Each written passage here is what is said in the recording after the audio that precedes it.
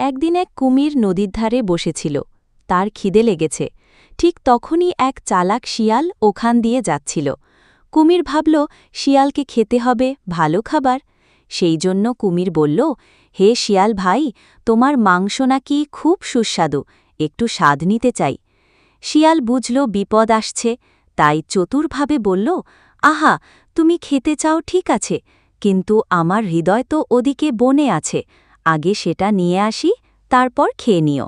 কুমির বোকাভাবে বলল, নিয়ে এসো। শিয়াল তীরে উঠে হাসতে হাসতে বলল, হা হা, বোকা কুমির, কেউ কি নিজের হৃদয় বাইরে রেখে ফেলে? এই বলে শিয়াল পালিয়ে গেল। কুমির বুঝল অতিরিক্ত লোভের ফল কখনো ভালো হয় না। একদিন এক কুমির নদীর ধারে বসেছিল। তার খিদে লেগেছে। ঠিক তখনই এক চালাক শিয়াল ওখান দিয়ে যাচ্ছিল। কুমির ভাবল শিয়ালকে খেতে হবে ভালো খাবার। সেই জন্য কুমির বলল, হে শিয়াল ভাই, তোমার মাংস নাকি খুব সুস্বাদু, একটু স্বাদ নিতে চাই।